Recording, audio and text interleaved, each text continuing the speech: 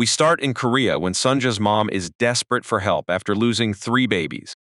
Then we jump to Sunja as a young girl who's bright and popular. Meanwhile, in New York, a Korean-American businessman named Solomon is trying to close a big deal to get a promotion. Back in Korea, Sunja's dad passes away, and we see Sunja growing up to be a smart and capable young woman. She meets a businessman named Han-soo at the market, and there's an instant connection. Sunja's mom warns her about Japanese men in Korea, but Sunja brushes it off. She's almost attacked but is saved by Han-soo. Meanwhile, in Tokyo, Solomon is trying to fit in at work and gets closer to his family. We see Sunja and Han-soo's relationship grow, and they eventually sleep together. But Solomon's plan to close his deal hits a snag when a woman refuses to sell her land. Then, out of the blue, Solomon's childhood friend Hana calls him, knowing way too much about his life. Sunja finds out she's pregnant, but Han-soo reveals he's married and can only make her his mistress. Sunja refuses, heartbroken.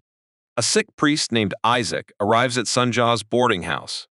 After hearing about her situation, Isaac proposes to Sunja to save her reputation. In the present, Solomon gets his grandmother Sunja to talk to the woman who's holding up his deal. They connect, but Solomon's plan backfires. Yet surprisingly, the woman decides to sell.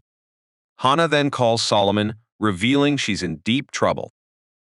Sunja and Isaac get married and leave Korea for Osaka.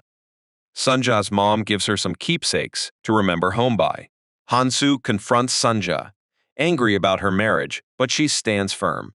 On the boat to Japan, Sunja witnesses a singer's tragic suicide. Solomon's big deal collapses, and he faces backlash at work, leading to him losing his job. He has a moment of freedom, dancing in the rain, while Naomi watches. Sunja and Isaac arrive in Osaka, where they meet Isaac's brother Yoseb and his wife Kyung-shi. Sunja feels out of place and learns that Yoseb is deep in debt. She secretly sells the watch Han-soo gave her to help out. Han-soo, now in Osaka, buys the watch back without her knowing. Back in Korea, Sunja finds her father's grave thanks to an old friend. Solomon, now fired, learns from an old friend of his dad's where to find Hana, who calls him in a panic. Yoseb gets mad when he finds out Sunja and Kyung-hee paid off his debts. Sunja gives birth to a son named Noah. Meanwhile, Isaac tries to help a troubled young man who's angry at being exploited by the Japanese. In the present, Solomon finds Hannah, who is dying of AIDS. Hana pushes Solomon away, telling him he'll never be accepted in Japan because of his race.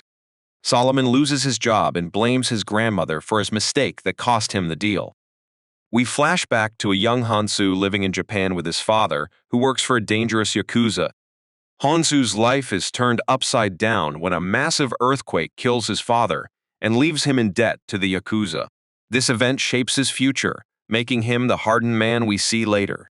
Isaac gets arrested for his beliefs, leaving Sunja to fend for the family. She starts selling kimchi in the market. In the present, Hana's condition worsens, and she eventually passes away, leaving her mother Itsuko devastated. The season ends with real-life stories from Koreans living in Japan, showing the ongoing struggles they face.